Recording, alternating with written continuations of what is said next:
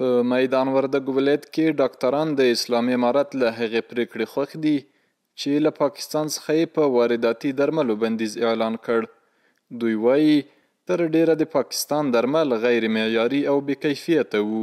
په دې باندې موږ ډېر خوشاله یو. اکثره پاکستاني دواګانې چې به راتللې په معیاري ډول نه راتلې، نو دې نه موږ ډېر خوشاله یو چې دا بندې کړلې.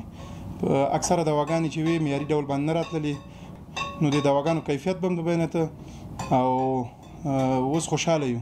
کوم شیان چې د منګ له طرف نه هلته تله، هلته به عام خرابېدل به او په ستاندارد ډول به مالته نه تله، او بعضې وخت به د پاکستان به چې کومې دواګانې لکه واکسینونه او دواګانې چې په کوم ستاندارد ډول به دلته راتله افغانستان ته، هغه به نه راتلل، او بعضې به ډېرې بې کیفیته دواګانې. دا ډېر ښه کار اوسه چې له پاکستان سره سوداګریزه هر څه بنده سول. همدارنګه ډاکټران زیاتوي چې په دې سره به د ناروغانو لپاره د خپل هیواد تولیدي درمل وکاروي، چې په کور دننه به د درملو د تولید برخه ورسره لا پیاوړې شي او هڅه به وکړي له نورو هیوادونو څخه په لوړ کیفیت درمل وارد کړي. نو دا به د موږ د خپل هیواد د تولیداتو لپاره یو ښه پایله وي، او د موږ خپل د هیواد تولیدات به وطني تولیدات به پرمختګ او ترقي وکړي. په دې سره ډېر ښه اقدام ده.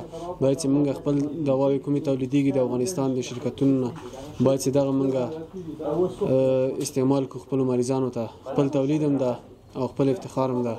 پر دې سربیره ډاکټران له مسؤلینو غواړي چې د هیوادوالو د لا ښې درملنې په موخه له نورو پرمختللو هیوادونو څخه ورته د درملو واردولو زمینه هم برابره کړي.